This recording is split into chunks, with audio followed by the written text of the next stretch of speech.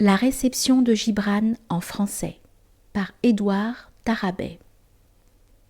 Le professeur Édouard Tarabay est un des principaux spécialistes de la langue et de la poésie arabe. Il a enseigné à l'Institut de langues orientales et à l'École supérieure des traductions et interprétations. Il est l'auteur de 2 anthologies, La poésie arabe moderne et La poésie française de Baudelaire à Prévert, ainsi que d'une vingtaine d'ouvrages de poésie et de prose, publiés pour la plupart à Beyrouth. Nombreux sont les écrivains connus pour un seul ouvrage, en dépit de leur œuvre foisonnante. Nietzsche, Goethe, Byron, Dante, Descartes, Baudelaire, Gibran. Gibran Khalil Gibran est connu pour son Prophète, bien qu'il ait publié en anglais et en arabe une quinzaine de livres. Son œuvre en anglais, dont Le Prophète est le sommet, a toujours été naturellement accessible en Occident. En revanche, son œuvre en arabe attendait d'être traduite dans une langue internationale. C'est chose faite depuis quelques dizaines d'années en anglais, en partie en espagnol et plus récemment en français. Mais pas un seul livre de la production de Gibran n'a eu l'accueil du Prophète. Pas même un succès d'estime. Le Prophète continue seul la gravitation sur son orbite, qui est, paraît-il, parallèle à celle de la Bible pour ce qui est des exemplaires vendus. Une question se pose. Pourquoi la critique focalise-t-elle l'attention du public sur un livre unique ?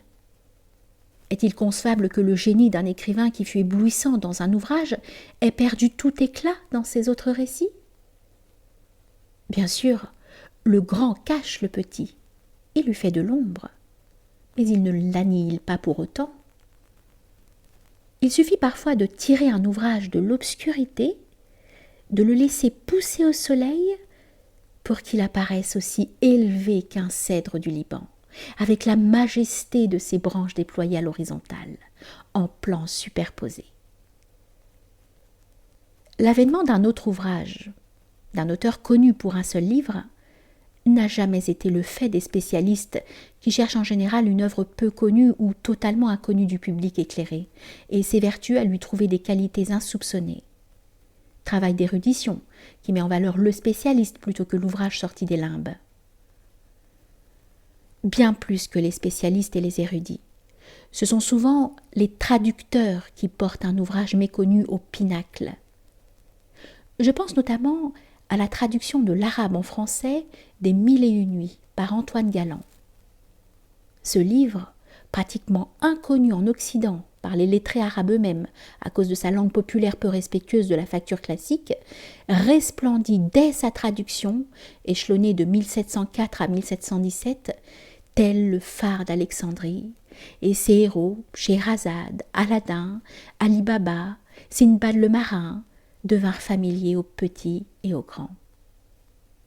Cette traduction, bel et bien que peu fidèle, fut éblouissante, aussi bien par la forme que par le fond. La beauté intelligente est le summum de l'art, dans la langue source comme dans la langue cible. Je pense également à l'offrande lyrique de Tagore, traduite en français par André Gide, dans un lexique et un rythme qui ne le cèdent en rien à l'original en anglais. Et parmi toutes les traductions françaises de la Divine Comédie de Dante, une seule retient toute mon attention. Celle de Louis Ratisbonne, composée au milieu du XIXe siècle, intégralement en vers rimés, fidèle au sens, et qui se lit d'un bout à l'autre comme un poème en français. Quant à Gibran Khalil Gibran, son Prophète a fait l'objet d'une dizaine de traductions en français. Mais celle qui l'imposera aux lecteurs francophones est la première réalisée par Camille Abou-Sohan, dont André Gide avait lu et admiré le manuscrit, édité par la suite chez Casterman en 1956. Le Prophète de Gibran Khalil Gibran est en réalité un texte marqué du sceau d'un prophète. Il est à la fois mystique, symbolique, sapientiel, lyrique et incantatoire. Il fait penser au Zarathustra de Nietzsche, avec en plus tout le souffle de la pensée sémitique. C'est cet esprit-là que Camille Abou-Swann a su insuffler en français. Le Prophète, bien entendu, n'est pas le seul livre écrit par Gibran. Cependant, ce fut pendant longtemps le seul de ses ouvrages traduits en français. Puis ces dernières années, plusieurs traductions nouvelles du Prophète sont apparues, ainsi qu'une vaste biographie de Gibran, et pratiquement toute son œuvre traduite de l'arabe ou de l'anglais. Mais aucune de ces nouvelles traductions du Prophète n'a rencontré le succès de la première. Quant aux traductions des autres œuvres, elles n'ont guère rehaussé l'image de Gibran aux yeux du public francophone, bien au contraire dans certains cas. En réalité, le Prophète est le sommet de l'œuvre de Gibran écrite en anglais. Mais il y a un autre ouvrage, écrit en lettres arabes classiques, aux résonances singulières, qui charme les lecteurs arabes. Ce recueil, intitulé El-Mawakib, terme que l'on traduit par cortège, procession ou encore théorie, n'a pas reçu l'accueil qu'il aurait dû avoir auprès du public français. À mon avis, la réception de cette œuvre est tributaire de la qualité des traductions qui ont été faites jusqu'à présent. Il fallait pour El-Mawakib un Ratisbonne, un Galland, un Gide ou un Abou-Swann. Ainsi, n'ai-je aucune hésitation à placer la traduction que Clara Murner a réalisée d'après El-Mawakib de Gibran, intitulée Les théories, à un niveau digne de l'original. Le titre qu'elle a choisi retient tout d'abord l'attention du lecteur, qui ne tarde pas à remarquer que le mot théorie vient du grec théoria, qui signifie cortège, adopté dans ce sens particulier par la langue littéraire et les poètes. Ainsi Lamartine écrit-il « Regardez sur la mer cette pompe fleurie, c'est le vaisseau sacré, l'heureuse théorie. » C'est un titre extrêmement suggestif qui fait d'emblée appel à la mémoire littéraire du lecteur.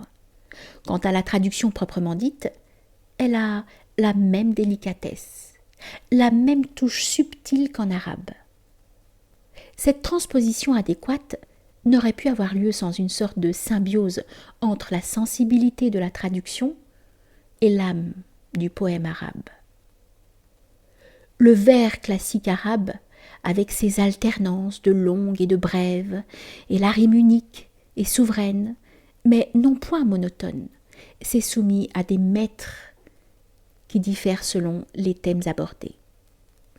La traductrice, privée en français du rythme et de la mélodie ondulatoire des verbes arabes, des vers arabes, a eu recours à des assonances subtiles à l'intérieur même des vers libres qui ont remplacé, autant que faire se peut, et même avantageusement, le recours à la rime proprement dite. Les qualités de cette traduction sont, à mon avis, innombrables. Respect du sens, poème équivalent dans la langue d'arrivée, musicalité de la même subtilité qu'en arabe. Mais la fidélité est peut-être la première qualité de cette traduction, qui ne jette aucun voile sur la beauté originelle. El-Mawakib, ou les théories, traduites en français, retrouvent à travers leur publication l'éclat rayonnant de l'arabe, que d'autres traductions ont terni. Le lecteur francophone y retrouvera le Gibran du Prophète.